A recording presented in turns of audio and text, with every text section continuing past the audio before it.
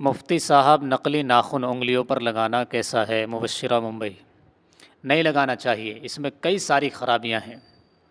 دیکھیں، ایک خرابی تو اس میں یہ ہے کہ شریعت مطہرہ ہمیں حکم دیتی ہے کہ ہم ناخنوں کو تراشیں، یعنی جیسے ہی ناخن بڑے ہو جائیں ان کو فوراً کاٹ لیا جائے، مرد ہو یا خواتین ہو، کیونکہ اس میں بہت سارے مسئلے پھر پاکی کے پیدا ہو جاتے ہیں، ناخنوں میں میل جم جاتا ہے، اور اگر آپ پاک رکھ بھی رہی ہیں اپنے ناخنوں کو، تب بھی چونکہ شریعت کا حکم ہے تو ہمیں کاٹنا ہی چاہیے۔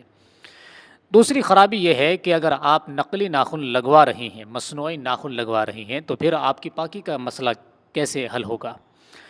5 وقت کی نماز جو ہے مسلمانوں پر فرض ہے، 5 وقت آپ کو جو ہے وضو کرنا ہے، پاکی حاصل کرنی ہے، تو آپ کو اگر نماز ادا کرنی ہوگی تو آپ وضو کیسے کریں گے؟ وہ ناخن تو اس طرح چپکے ہوئے ہوتے ہیں کہ وہ مہینوں کے لیے لگے رہتے ہیں، تو ایسی صورت میں تو آپ کا جو ہے غسل نہیں ہوگا، نہ آپ کا وضو ہوگا، تو پاکی کے مسائل کیسے حل ہوں گے آپ کے؟ اور ایک ایمان والے کے لیے پاکی بہت زیادہ ضروری ہے، تو اس لیے جو ہے ان چیزوں سے گریز ہی کرنا چاہیے، یہ چیزیں قباحت سے خالی نہیں ہیں، اس لیے نہیں لگانا چاہیے۔